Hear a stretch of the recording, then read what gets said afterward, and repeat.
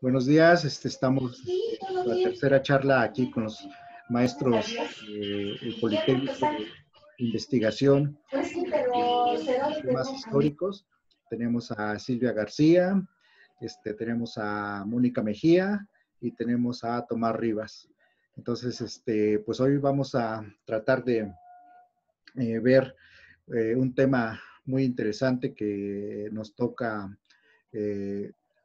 mucho como politécnicos porque finalmente hemos sido influenciados por la trascendencia de lo que se llama el exilio español y en este hecho histórico que nos ha tocado vivir en el Politécnico, pues hemos visto que finalmente muchos de lo que son las investigaciones, los grandes influencias que tuvieron algunos de los exiliados españoles en el Politécnico, han trascendido hasta la fecha, ¿no? En distintas escuelas y en distintas investigaciones, en distintos escritos bueno, la maestra Silvia García, quien tiene una obra al respecto sobre el exilio español, igual nos puede ampliar mucho más sobre esto, ¿no?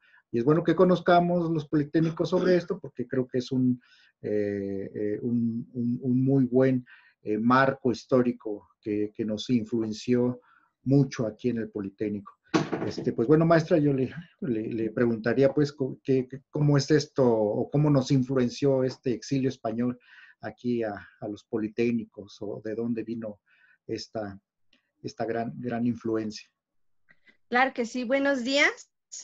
Pues sí, el exilio español es un tema muy interesante.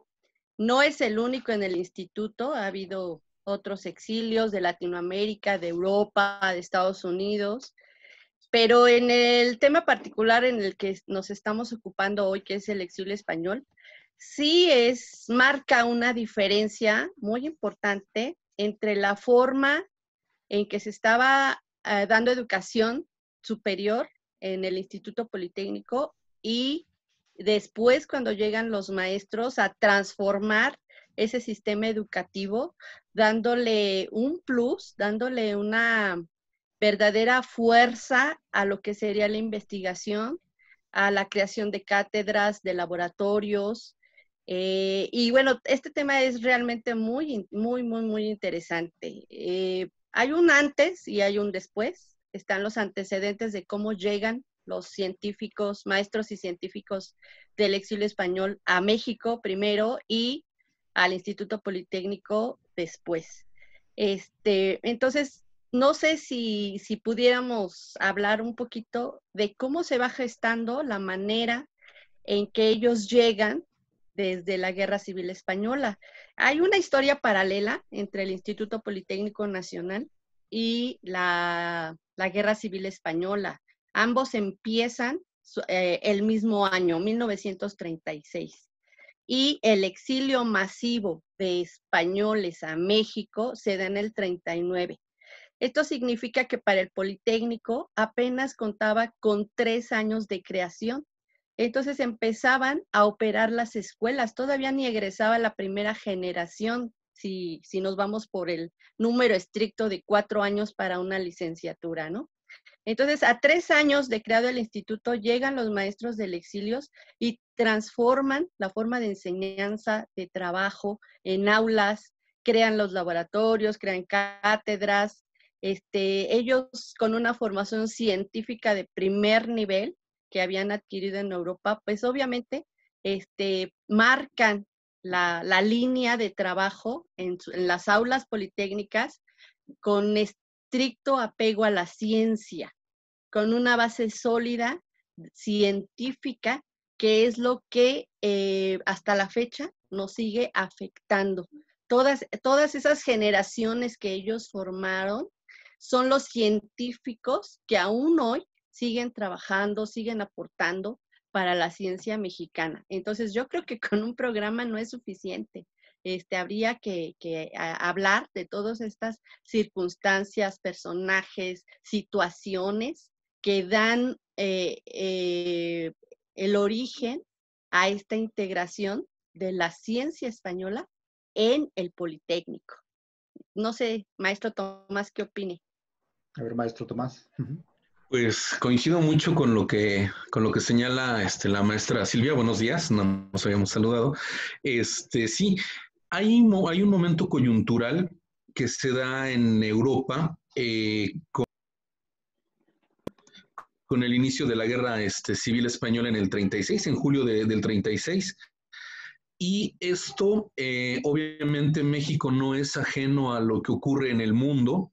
Está, como bien lo señala la maestra Silvia, es esta historia paralela. Por un lado, la creación del Politécnico en el 36, que inicia labores, y por otro lado, lo que está ocurriendo en Europa, a lo cual el presidente Lázaro Cárdenas está muy atento a la situación. Tiene personajes muy importantes en diferentes embajadas y consulados europeos que lo mantienen al tanto de lo que está ocurriendo. Está, por ejemplo, Gilberto Bosques en Francia, después Luis y Rodríguez en Francia, perdón, al revés, primero Luis y Rodríguez, luego Gilberto Bosques, está Daniel Cosío Villegas en Portugal, están otros importantes embajadores diplomáticos mexicanos, y se dan cuenta que desafortunadamente para la República Española la guerra civil está perdida. Y muchos intelectuales españoles que habían estado trabajando, que tienen una formación muy sólida, tanto en las instituciones españolas como en su formación también en otras instituciones europeas, van a quedar desamparados, porque además muchos de estos intelectuales españoles ideológicamente coinciden con los ideales de la República. Entonces, al ser inminente el triunfo de los nacionalistas encabezados por el general Franco, pues ellos van a quedar en el desamparo. Y viene esta idea que se le ha atribuido mucho a Daniel Cosío Villegas y también por ahí a Eduardo Villaseñor, que era el subsecretario de Hacienda en ese tiempo, de crear una institución en México donde se le pudiera dar albergue a estos intelectuales españoles de todas las ramas de la ciencia, para que continuaran su labor intelectual de cátedra, de investigación aquí en México. Y es como surge en el 38 lo que se conoció como la Casa de España en México, que es, primera, existe una lista de por lo menos 10 intelectuales que van a ser los primeros en llegar a México vía la Casa de España. Y como lo señala la maestra Silvia, con la derrota de la República en el 39 viene un éxodo masivo, ¿no? Donde vienen intelectuales al por mayor a México, y pues hay que darles cabida, hay que apoyarlos. Y esa es parte de la misión que tiene la Casa de España en México, que le fue encomendada al gran escritor mexicano don Alfonso Reyes, para que él estuviera al frente de la Casa de España. El secretario del patronato de la Casa de España es Cosío Villegas, como les mencionaba hace rato, al que se le considera el ideólogo de crear la Casa de España en México. Por cuestiones políticas, en octubre del 40, cuando está terminando el sexenio de Lázaro Cárdenas, esa institución cambia de nombre y se transforma en lo que hoy conocemos como el Colegio de México, pero sigue teniendo esta función importante de apoyar a los exiliados españoles. Muy bien, Silvia, ¿qué más nos puede aportar?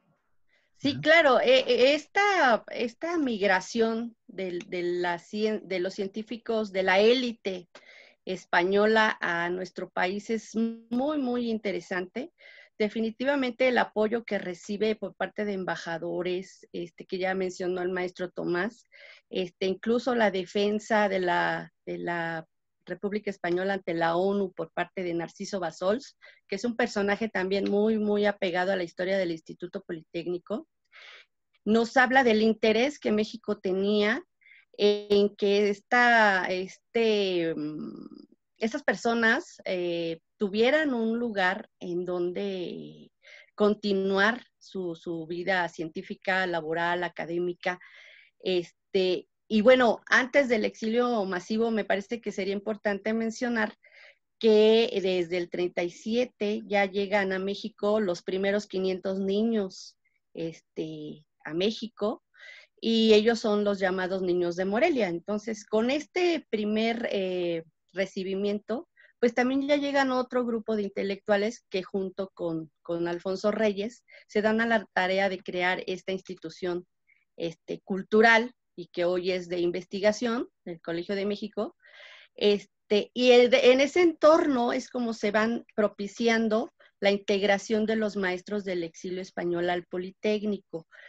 Porque si bien es cierto que el grueso del exilio, la parte más densa de los exiliados se da en el 39, al Instituto Politécnico llega en 1937 el primer exiliado, el primero de los casi 40 maestros de aquella época que se integran al Politécnico. Entonces, esta parte de integración al instituto es realmente muy, muy, muy interesante, porque la mayoría de esa élite española se integra a instituciones como la UNAM y a escuelas y universidades del interior de la República. Sin embargo, al Instituto Politécnico llegan los maestros, los llamados naturalistas, es decir, los ya científicos, ya funcionarios de la República Española, que por su formación académica eran especialistas en áreas como la biología, como la química, la física, la medicina, todas estas ramas que tienen que ver con la naturaleza y en la humanidad. Entonces, estos científicos sí llegan al Politécnico, a diferencia de los especialistas en las áreas de ciencias sociales, los filósofos, los escritores, los humanistas, los sociólogos, que ellos sí se integran a la Universidad Nacional Autónoma de México, y muchos también se van a las universidades del interior del país, como la Universidad Nicolaita, ¿no? En Michoacán, y en Guadalajara, y en Sinaloa, y bueno, algunos otros pues se van también a países sudamericanos, Argentina, Chile, otros tantos a Estados Unidos, pero sí hay un número importante de los que se integran a la universidad, pero también al Instituto Politécnico Nacional. Y así, dígame, maestro Tomás. Sí, andando un poquito con esta historia de los niños que llegan a Morelia, dentro del proyecto educativo del cardenismo está el impulso a la educación técnica. Entonces, ya años previos, en el 36 más o menos, se crea la primera escuela industrial para hijos del ejército. Y este mismo modelo, cuando llegan en el 37 los chicos a Morelia, estos niños que recupera el gobierno mexicano, hay un grupo, se habla de más o menos unos 1000 niños. La mitad se viene a México, la otra mitad se va a la Unión Soviética, pero desgraciadamente la Unión Soviética se pierde, no se sabe bien qué pasó con ellos, y en cambio aquí en México está esta escuela que señala la maestra Silvia, que se establece en Morelia con este rango, con este nombre de escuela industrial, ¿sí? Para darle a los niños una preparación técnica para que ellos aprendieran un oficio y llegando a una edad más madura pudieran incluso valerse por ellos mismos en una tierra que pues les era relativamente ajena, ¿no? Pues ellos venían de España, la mayoría eran huérfanos, entonces sí era un poquito complicado para ellos adaptarse. Entonces la preparación que se les da en esta escuela industrial allá en Morelia pues les va a permitir acceder a una vida productiva más adelante, como parte del proyecto educativo del cardenismo. Y bueno, también, no sé, comentando lo que dice Silvia con los naturalistas, la escuela que se va a ver más beneficiada del Politécnico va a ser la Escuela Nacional de Ciencias Biológicas, que también tiene una historia muy particular que comienza desde el 33, cuando se establece la Universidad Gavino Barreda. Ahí muchos ideólogos, está Antúnez Echegaray y otros pensadores, establecen la carrera de fermentación y de parasitología, gracias.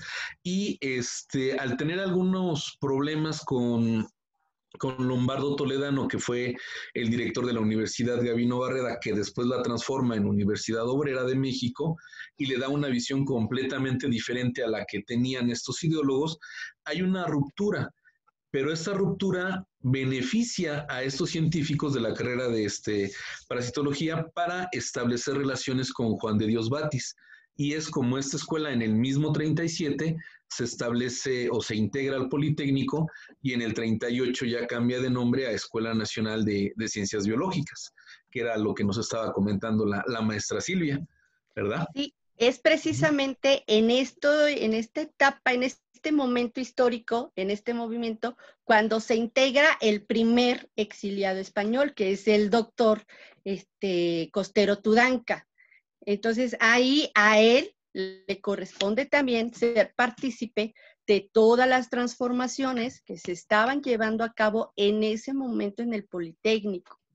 Entonces, aquí llama la atención cómo ellos se integran de inmediato, bueno, los que ingresan al Politécnico, se integran de inmediato a la dinámica que existía en ese momento en la institución. ¿Cuál era la dinámica? ¿Cuál era la situación? Bueno, el Instituto Politécnico buscaba, en primer lugar, consolidarse como una institución no solo técnica, sino con una base científica que avalara los conocimientos, la formación de sus egresados. Por eso aquí fue tan importante esta participación de los científicos españoles, porque ellos, digo, no porque no hubiera mexicanos, por supuesto, había todo un equipo de científicos mexicanos, de maestros de muy alto nivel, que se encontraban en el instituto impartiendo clases, elaborando planes y programas, puliendo las escuelas que se iban a integrar al Politécnico. O sea, todas estas circunstancias se van dando en ese momento. Y el hecho de que ellos se vayan integrando también a esa dinámica, colaborando, aportando ideas, diseñando, porque también ellos participan en la fundación de la carrera de medicina en el 38. Entonces, esta parte es muy interesante porque ellos llegan y no llegan como a exigir el respeto a su nivel científico que traían, que era bastante brillante. No, ellos llegan y desde empujar lápiz, desde proponer, desde integrarse a las juntas, Costero Tudanca, Manuel, el que crea lo PIBI, bueno, ellos se integran al departamento de farmacia. Ajá, exacto. Se integran al departamento de farmacodinamia, que también es uno de los pilares de impartición de labor científica dentro del Politécnico. Entonces, a mí me parece muy importante cómo ellos, con todo el dolor que tenían de haber perdido la guerra en primer lugar, de tener que huir para salvar sus vidas, porque ellos estaban hasta en riesgo de perder la vida, de llegar a un país, incluso muchos sin su familia, porque las tuvieron que dejar al salir huyendo. Y sin embargo ellos abrazan al Politécnico y se integran a trabajar, se integran a construir, a proponer, a formar, y no de una manera ligera, ¿no? Los que fueron alumnos de esos maestros en diversas ocasiones han manifestado que el rigor científico con el que fueron formados es algo que agradecen, porque gracias a eso ellos han sido grandes científicos que han seguido aportando a la ciencia mexicana por esa formación que ellos reciben de todos estos maestros del exilio. Algo importante que dice Silvia. Hay dos cosas que agregar. Se dice, como bien lo señala ella, que los científicos españoles, los maestros del exilio, se integran a la dinámica de trabajo que traía el Politécnico. Hay quienes también de una manera más romántica hablan de que la integración fue, digamos, en automático, porque muchos de ellos, al ser partidarios de la República, compartían los ideales de la educación socialista que estaba impulsando Lázaro Cárdenas. Eso es algo muy importante y sí es cierto, pero más, digamos, más apegado a la realidad es lo que señala Silvia. O sea, ellos venían dispuestos a trabajar y además una labor de agradecimiento, porque imagínate, los están salvando de incluso de que, como dice ella, estaba en riesgo su vida, lo salvan y la mejor manera que ellos tienen de agradecer este gesto, en primer lugar a México, pues es entregándose al trabajo y en este caso en el Politécnico. De hecho, en algunos expedientes que he llegado a revisar en el Colmex, los sueldos que ellos percibían nos pueden parecer sueldos muy modestos. Estamos hablando de 400 pesos al mes, 300 pesos al mes. Quizá para la época que estamos hablando, los años 30, 40, podría ser un sueldo justo tal vez, ¿no? Y además muy modesto. Y sin embargo, ellos seguían trabajando. Y como lo señalaba la maestra Silvia hace rato, ellos trabajaron en la UNAM, en el Politécnico. Entonces, muchas veces dobleteaban las jornadas de trabajo en una institución y en otra, pero muchos después, sobre todo estos naturalistas, son los que van a darle esta fisonomía a biológicas y obviamente a todo el proceso que se va a dar en esa escuela, que merecería no una, sino varias charlas aparte, ¿no? Para hablar de biológicas en particular, nada más.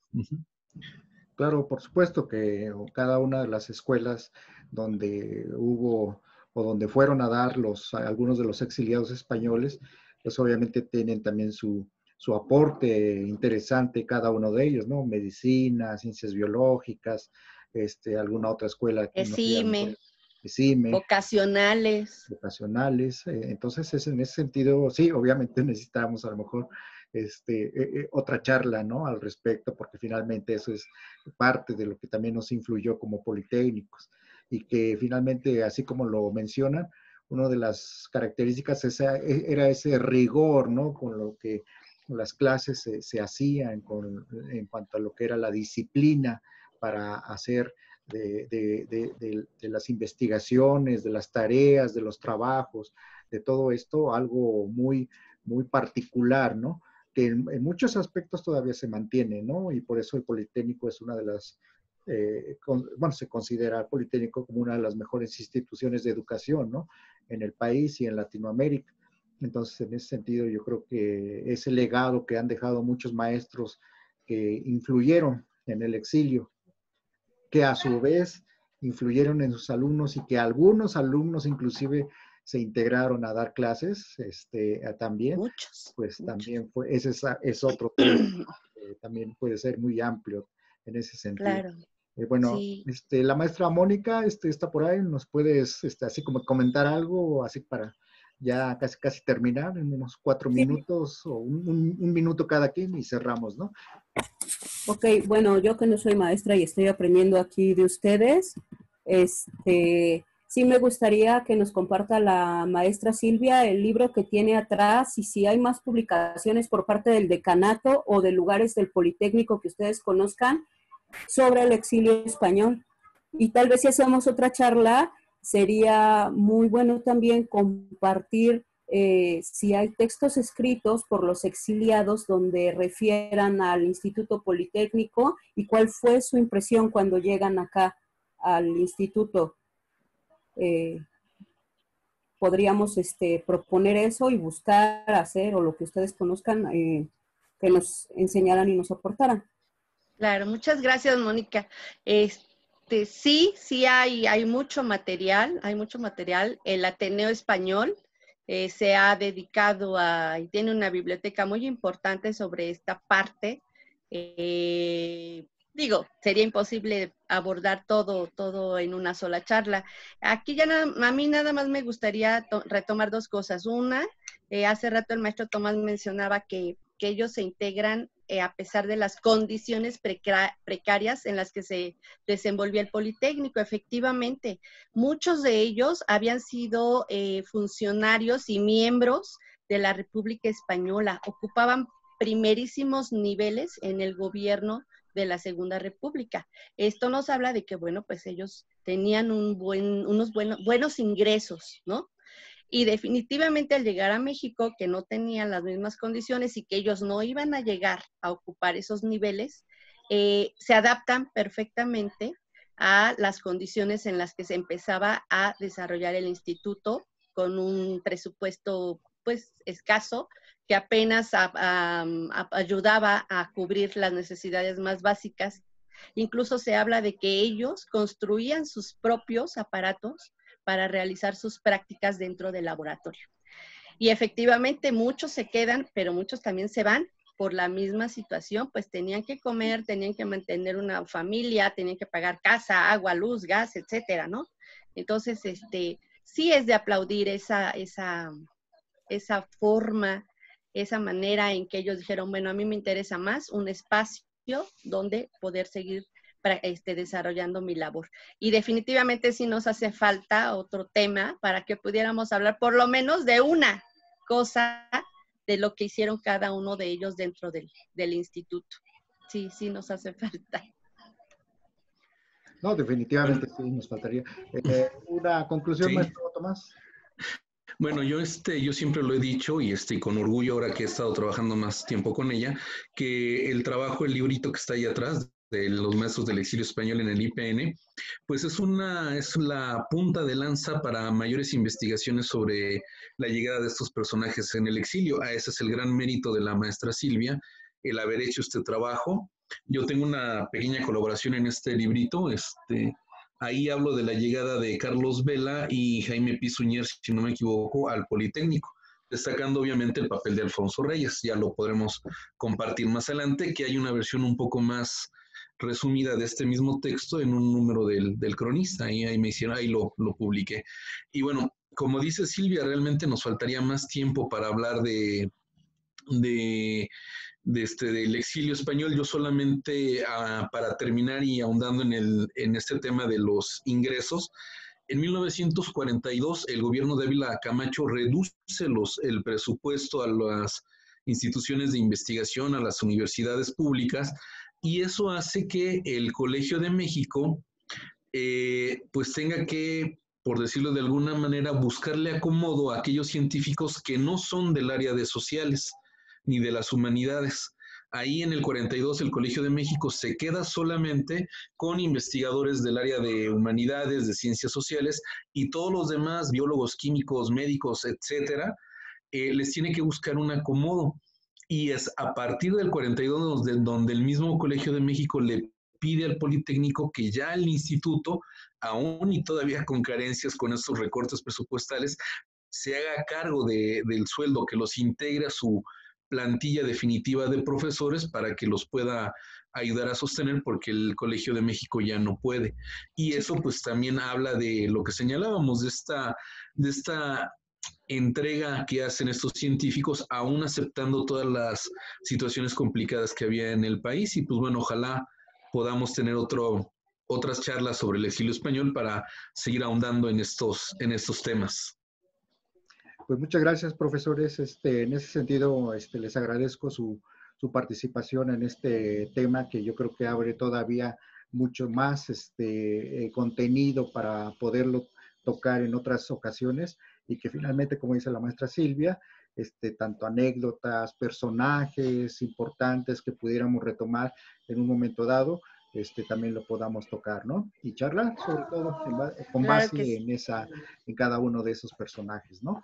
Y anécdotas como tuvieron que ver con la fundación del Colegio de México, o con el Ateneo Español, no sé, tantas cosas que hubo alrededor del exilio español. Claro que sí. Bueno, entonces, pues les agradezco. Yo creo Contrario. que estaremos viendo para otra charla próximamente. Como ven ustedes, hay muchísimo de dónde platicar y charlar, y sobre todo hacer divulgación de cosas históricas del Politécnico. Y bueno, pues muchas gracias, les agradezco y nos vemos a la próxima. Muchas gracias. Gracias. Gracias, Javi. Gracias, Hasta luego. aquí estamos. Saludos, Moni. Hasta luego. Bye.